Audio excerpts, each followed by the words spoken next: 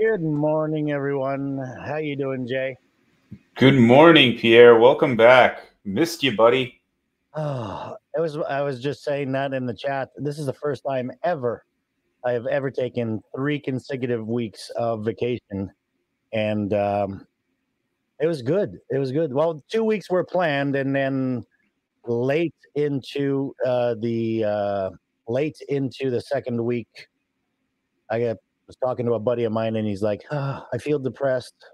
Winter's coming. I don't know what to do." I said, "Oh, let's head south. See Mexico, what? beach." And he went, "Done." So within like 4 days, we had the trip booked, the all the vaccine and COVID papers filled out, and we took off for Mexico. So that was really really fun. Very cool. Yeah, I had a quiet holiday here in the U.S. Got to make some food, spend some time with my wife, enjoyed some quiet time, and got to go see another wonderful Brooklyn Nets basketball game. Who had a victory over the New York Knicks, which was very fun because listening to Knicks fans is always entertaining. But that's a whole other conversation, completely different. But I'm glad that we're back here this week. We took last week off because of Thanksgiving. Plus, Yeah, you're I, busy. I want to apologize to the viewers because as I was getting ready to go on vacation, I figured, okay, so I scheduled all of the streams, and I forgot that while I was away, that you were off for Thanksgiving and Rick was off for Thanksgiving, so nobody was around to pick it up. So I did notice I was in Mexico, and I picked up my phone in the morning and I started looking through it, and all of a sudden I was like, I'm seeing people in the chat Mhm. wondering whether or not we were having studio issues, and no, we weren't having studio issues. We were having a Pierre brain fart issue. I should have removed the scheduled stream, and I really apologize for you to you our viewers that were waiting for us patiently to get online, and we never did. Sorry. Well, we're back this week, and it's another week of more updates from the world of Azure and Microsoft and things to kind of cover. And I really like this one, this little silly thing that we talked about yesterday when we were planning this. Microsoft every year comes up with some sort of charity initiative that can involve people who do things around Windows or developers. And so one of the things, if you want to stand up just a little bit, Pierre, and show them what you've got. So um, this is the one from like 2 years ago. yeah, so that's the one from 2 years ago, Dev the Halls. And then this year we've got the Microsoft Minesweeper Ugly Sweater. So for those of you who are Windows diehards and you love Marquis here, wearing the wonderful ugly sweater ready for the season. I think these things are always fun. There's stuff around you know Windows. There's stuff around Clippy that we always do that try to remind people that there's a fun aspect to all of this that you should keep in mind when you're thinking about like how we think about technology. There's got to be some fun involved. And so you can go to the Xbox Gear Shop. You can find this Minesweeper sweater if you want. And Microsoft will be donating a portion of the proceeds for each sweater to Able Gamers, which is a charity. They are actually giving, I think, what is $100,000. Yeah, that's it. Last year was Girls Who Code, who got that, and apparently, these Minesweeper sweaters are more popular than last year's because they Well, sold out in 24 hours. I know. I got one. Did you get one? No, I didn't get that in time. I got one. I know it's a bit expensive for an ugly sweater, but Sure. I'm more looking at who's going to benefit from that. And Able Gamers this year is a very, very worthy cause. Kids should be able to play whether or not they're physically abled or not. So I really support that. And Yeah, if yeah, you want to check out, there is a Able Gamers website. You can go over there. It is ablegamers.networkforgood.com. I'll put in the chat the link where you can go to for this particular charity initiative. So take a yeah, look at it. If you, it's a good time of the year for us to want to give back and help others be able to be part of everything, including video games. yep, yeah. I'm really stoked about this one. Uh, yeah, and just as a side note, sometimes you buy one of these ugly sweaters and they're like super itchy and uncomfortable. These ones are actually Mm-hmm. really good quality and they're soft and you can actually wear them without having to want to scratch the skin off of yourself. But It's a nice soft wool or polyester or whatever it is. well, whatever it is, there's probably no natural fibers in here, but hey, you only wear Hey, it for a week before Christmas, so can only hope it's recycled plastic, right? absolutely. All right, shall we get on with the news? Yeah. Let's do it. How about you So start us off? sure. So other than ugly sweaters, we've got some actual Azure news, and I think that this is another big one. We love to talk about security when we talk about implementation of infrastructure and containers. Our infrastructure, they run as processes on computers, and we think of them as real, like disposable things. But there is a fair amount of security concerns that you still need to put in place when you're deploying applications to a Yep. service like Kubernetes. And so the AKS feature is now going to allow for an Azure Active Directory integrated cluster to be created without any local admin user. So that's removing one more potential intrusion point. So by default, when you create a K8s cluster, access to the cluster is through a local administration account, and this is not desirable for security reasons, as anyone can use that local account. So, and it's also just more difficult to manage them.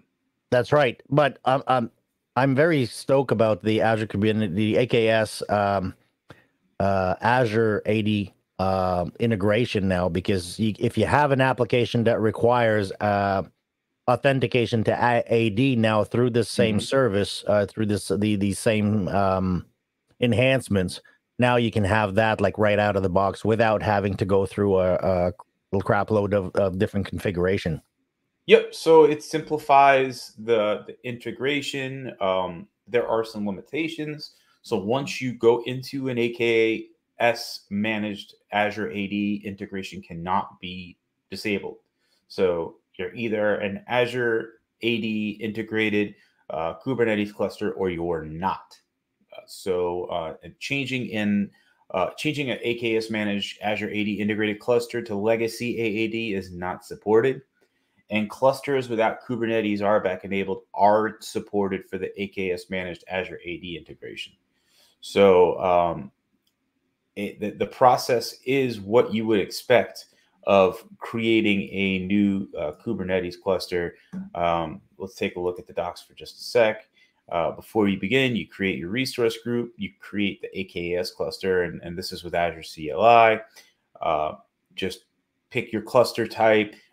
Then you add this AAD admin group object IDs, and you can add your tenant ID. You get your output from JSON. It gives you the information that you've gone ahead, and now you're able to access this Azure AD. So typically, when you would run this AZAKS get credentials command, it would want to get you the credentials for the local account. And in this case, because you've integrated with an AAD account, it'll go ahead and specify those credentials. So it'll download into your config file that you have locally for kubectl the AD enabled user credentials, and then you'll be able to do that. So Yep.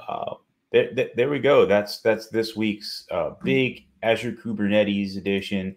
I always think that these are really big additions when you integrate AAD into any service, because it just reduces the amount of complexity associated with user management and identity management. You've got something that's trusted and tried and understood, known and loved in Yep.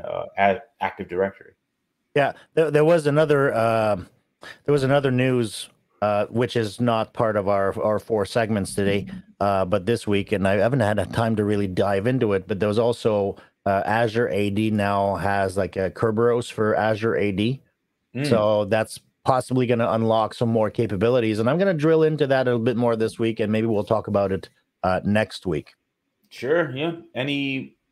Getting the supported authentication methods that people trust are important.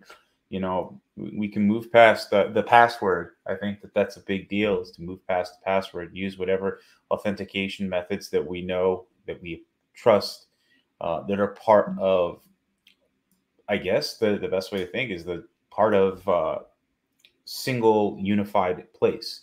And AAD provides you that single unified place. Yeah, no, that's you're absolutely right, and I can't wait to the day that we have no more passwords. Thank God for passwords management, passwords managers that will like randomly create those god awful. But I was trying to log in to I think it was like one of the service like Disney Plus or Netflix not too long ago, and I had to enter that long stupid hexadecimal password that I had in there, and now I was praying for them to actually turn to a password list where I would get just a notification on my phone to say, "Hey, you're trying to log in here. Put a code in and authorize." Two-factor for the win. Absolutely. Yeah. All right. So next item in our journey this morning is the general availability of VPN Gateway NAT. And you might think to yourself, well, hasn't it always been available to do NAT on a VPN gateway? And yes, however, there's a few things that are a little different now. So now, if you have like two virtual network, so business to business, B2B configuration where it has two gateways in between, and if your address space on each side is the same, in the past, it would fail because it wouldn't know how to navigate that specific NAT because your address is the same on both sides. Now, with the added capabilities on the VPN, Azure VPN Gateway, you can enable static and one-to-many dynamic NATs, even for extending your network to areas where the address space will be the same or overlapping. So yeah, I have got this cool little image that can give people a quick example of what it would look like. So if you can see, there's that main VNet behind the Azure VPN 10.10.10/24, and because there are natting rules set up that allow translation between the Azure network and your local network, you can see that we're able to maintain that that same internal IP address. So subnet. So we're able to say internal 10.0.10.24 for branch 1. So if we have a number of client computers that are being used to access systems that are based in Azure, they won't have to have a different IP subnet to manage. It can all be done on the same one, which also can lead to a lack of IP collisions and things like that.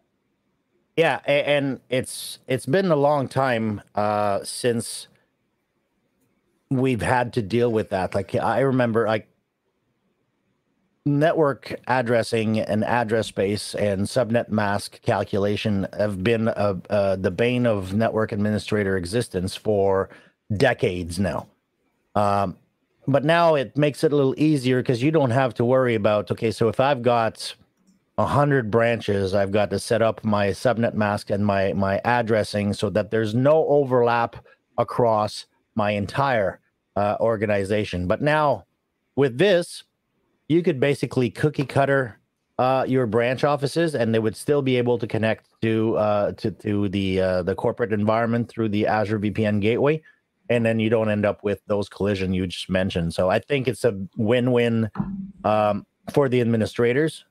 Easier Reduces deployment. complexity. It Yeah, reduces complexity of configuration when you're actually creating these networks. Also, just not having to maintain another address space on a different subnet just can be a lot easier for a network administrator who's got to manage both the cloud side and then also the local on-site side of it. absolutely, absolutely. When do we move on to the next item? And that one is yours. Sure.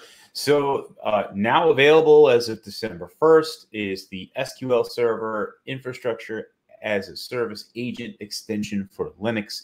SQL VMs is generally available, which means we're making the capabilities of this SQL Server agent available for Linux platforms, specifically the Ubuntu one. So if you're running SQL Server on an Ubuntu Linux virtual machine, you can add the extension that'll give you the features on the SQL Server on Azure Blade within the Azure portal. So you can start seeing and how to manage this. So it gives you some features that will only enhance your SQL experience on Azure, especially for those of you who want to still run it on virtual machines, aren't ready to use something like Azure SQL. So I'm not a big DBA guy.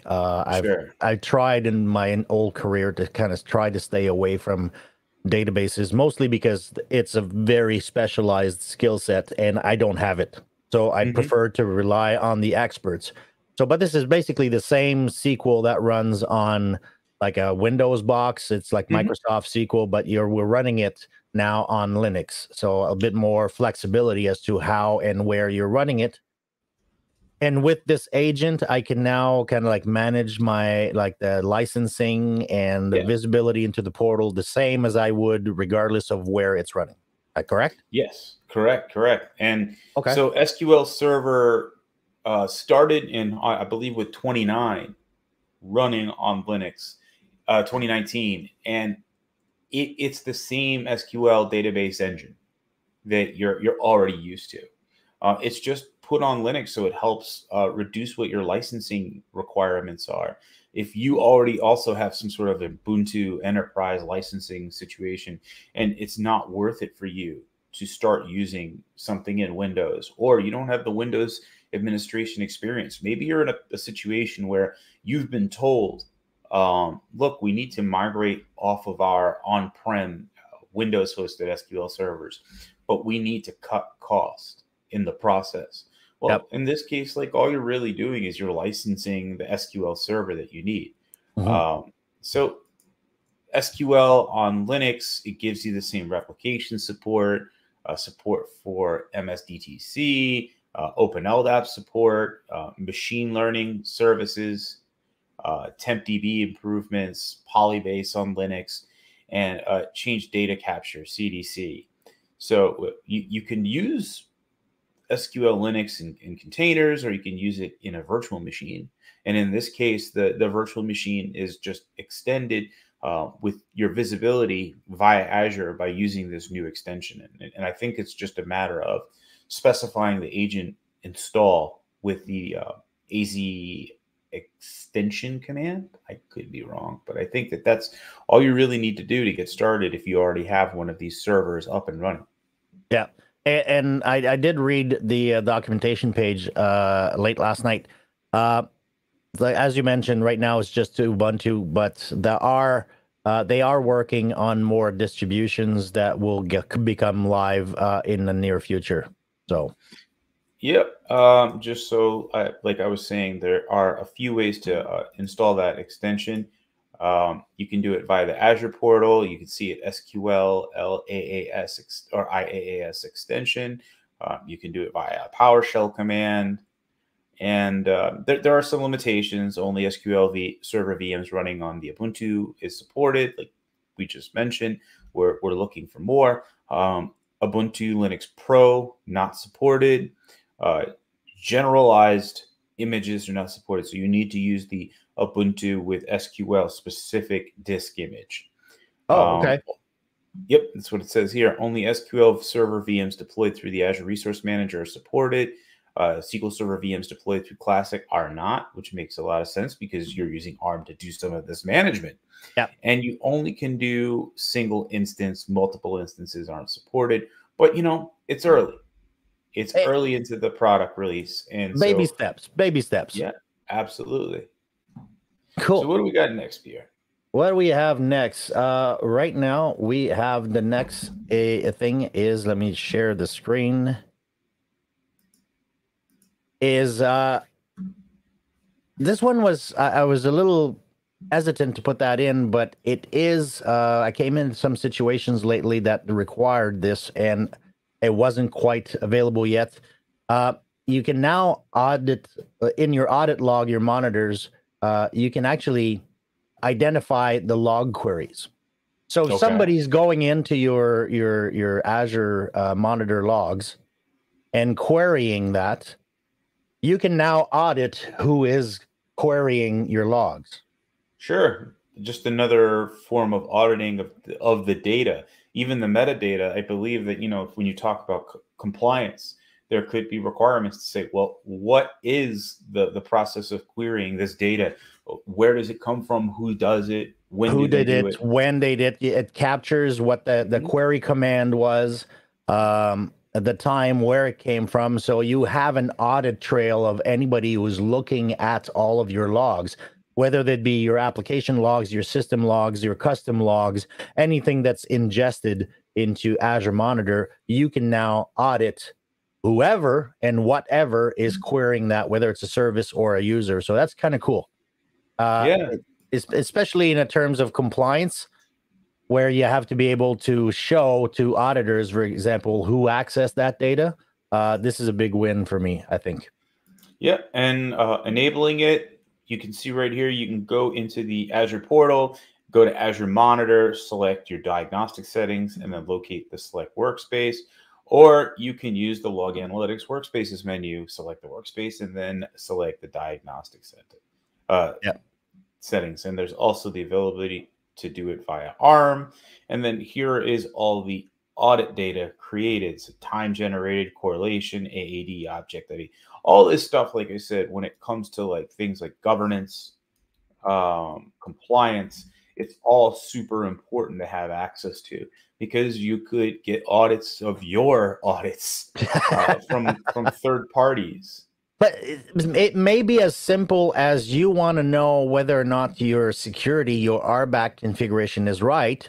So you run an audit to see who is querying your logs, and you could say, okay, well, this person has no reason or no should not have access to these logs, and it kind of gives you an opportunity to review your RBAC configuration. That could be as easy as that, or as complicated as auditors coming in and say, give me all of the information as to who accessed any logs pertaining to the machine X, for example, in case of a breach or something. So it's something, well, good auditing. And actually, Jared mentioned that in the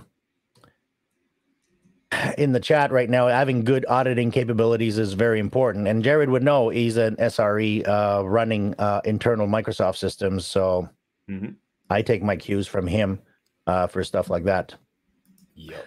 All right. So, hey, are you feeling festive, Pierre? I am. Are you? I'm trying to get into the spirit. My birthday is on Christmas Day, so I celebrate. Are you serious? That. Yeah, so I celebrate that.